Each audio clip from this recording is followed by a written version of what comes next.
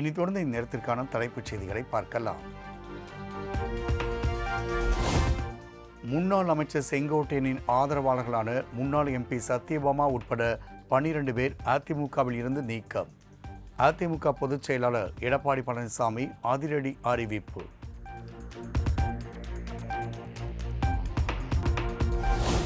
மத்திய அரசுடன் திமுக அரசு சுமூகமாக செல்லவில்லை எனில் நிதியும் வராது, மக்களுக்கு நன்மையும் நடைபெறாது. பாஜக மாநில தலைவர் நைனா நாகேந்திரன் பேச்சு. இவ்வளவு ஒரு மோசமான ஆட்சி, ஆனால் ஒரு ஆட்சி நல்ல முறையில் தமிழகத்தில் நடைபெற வேண்டும் என்று சொன்னால் மத்திய அரசுடைய உதவியின் மூலமாகத்தான் முடியும். ஆக மத்திய அரசு மாநில அரசு உறவு நன்றாக இருந்தால்தான் மத்திய அரசுடைய நிதி இங்க வரும். அதற்கு பதிலாக மத்திய அரசோடு மோதல் போக்கு வைத்திருந்தால் நிதியும் வராது, மக்களுக்கு நன்மையும் கிடைக்காது.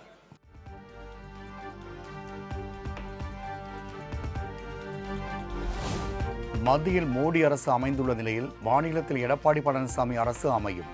தவேக தலைவர் விஜய் மற்றும் டிடிவி தினகரனுக்கு பாஜக மாநில தலைவர் நைனா நாகேந்திரன் பதிலடி. கட்சி தலைவர் சொல்கிறார், நான் எங்களுக்கும் திமுகவும் தான் போட்டி அப்படின்னு சொல்றார். ஆனா உண்மையிலே இன்றைக்கு பாரத பிரதமர் நரேந்திர மோடி அவருடைய தலைமையிலும் தமிழகத்தில் அண்ணன் எடப்பாடி அவருடைய தலைமையிலும் நிச்சயமாக தேசிய ஜனநாயக கூட்டணி ஆட்சியை பிடிக்கும், வெல்லும் என்பதை நேரத்தில் சொல்லி எங்களுக்கு வேண்டும் மோடி தமிழகத்திலும்.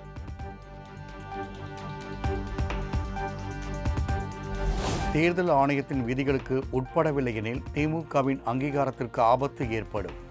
பாஜக மூத்த தலைவர் ஹெச் ராஜா எச்சரிக்கை.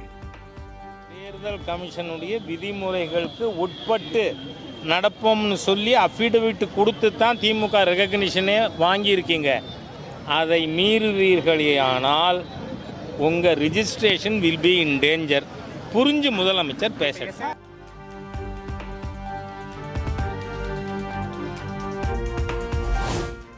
தூத்துக்குடி பசுமூன் நகரில் ரவுடி கத்தியால் குத்தி படுகொலை. இருசக்கர வாகனத்தில் வந்த 3 பேர் கொண்ட கும்பல் வெறிச்செயல்.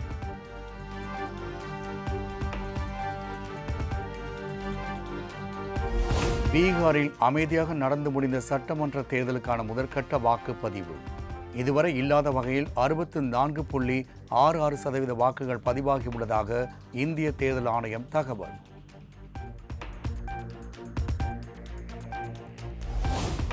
பீகாரில் முதற்கட்ட தேர்தலில் பதிவான எந்திரங்களை அரசியல் கட்சி முகவர் முன்னிலையில் சீலிட்ட அதிகாரிகள். வாக்கு எண்ணும் மையங்களுக்கு கொண்டு செல்லப்பட்டு 3 அடுக்கு போலீஸ் பாதுகாப்பு.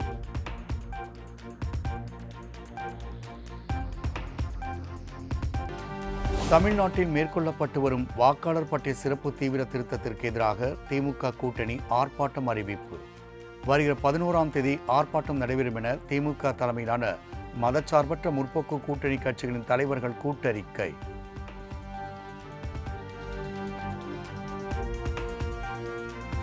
இரண்டாயிரத்து 26 தேர்தலில் திமுக தவேக இடையேதான் போட்டி என டிடிவி தினகரன் ஆரூடம்.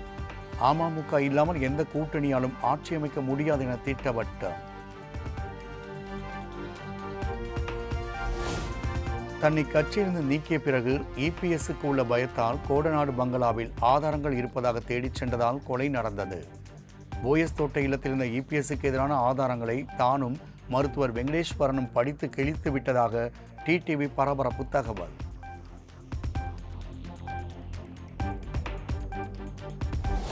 டிடிவி தினகரன் ஒரு கற்பனைவாதி, அவருடைய கற்பனைக்கு பதில் சொல்ல முடியாது. கோடநாடு வழக்கு தொடர்பாக டிடிவி தினகரன் குற்றச்சாட்டுக்கு முன்னாள் அமைச்சர் ஜெயக்குமார் பதில்.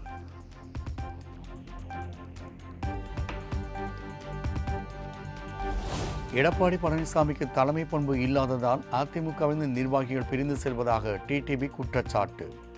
ஓபிஎஸ் ஆதரவாளர் மனோஜ் பாண்டியன் திமுகவில் இணைந்தது வருத்தம் அளிப்பதாகவும் பேட்டி.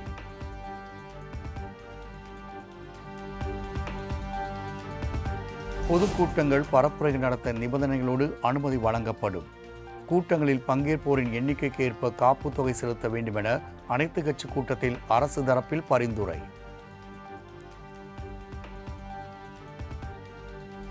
பொதுக்கூட்டங்கள் ஆர்ப்பாட்டம் நடத்துவதற்கு வேறுபாடு இல்லாமல் அனுமதி வழங்க வேண்டும். அனைத்து கட்சி கூட்டத்தில் அதிமுக சார்பில் வலியுறுத்தியதாக முன்னாள் அமைச்சர் ஜெயக்குமார் பேட்டி.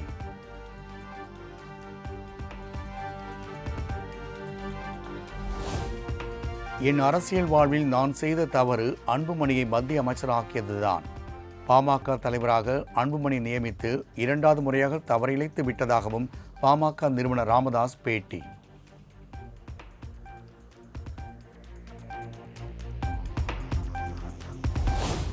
அன்புமணியின் செயல்பாடுகள் அருவருக்கத்தக்க வகையில் உள்ளதாக ராமதாஸ் குற்றச்சாட்டு.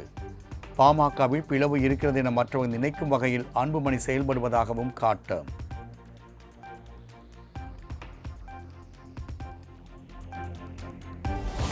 கூட்டணி விவகாரத்தில் தேமுதிக தலைவர் விஜயகாந்த் எடுத்த முடிவை நான் ஒருபோதும் எடுக்க மாட்டேன்.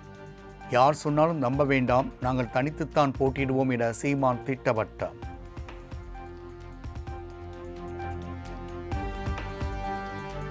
இனிமேல் தமிழ்நாட்டில் ஒரு பெண் மேல் கை வைத்தால் கை இருக்காதுன்னு சொல்றேன். கோவை மாணவி பாலியல் வன்கொடுமை கண்டித்து நடைபெற்ற போராட்டத்தில் பாஜக மூத்த தலைவர் தமிழிசை சவுந்தரராஜன் பேச்சு.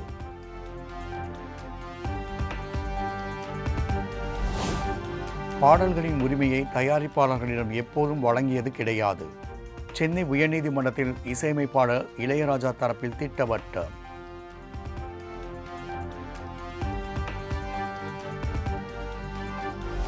நெல்லை மனோன்மணியம் சுந்தரநாத் பல்கலைக்கழக செமஸ்டர் தேர்வில் வினாத்தாள் மாறியதால் மாணவர்கள் குழப்பம். மாணவர்களுக்கு கூடுதல் நேரம் வழங்கப்பட்டு தேர்வு நடத்தப்பட்டதாக பல்கலைக்கழக நிர்வாகம் விளக்கம். காஞ்சிபுரம் மாவட்டத்தின் பல்வேறு பகுதிகளில் கொட்டி தீர்த்த கனமழை. தாழ்வான பகுதி மழைநீர் குளம்போல் தேங்கியதால் வாகன ஓட்டிகள் கடும் அவதி.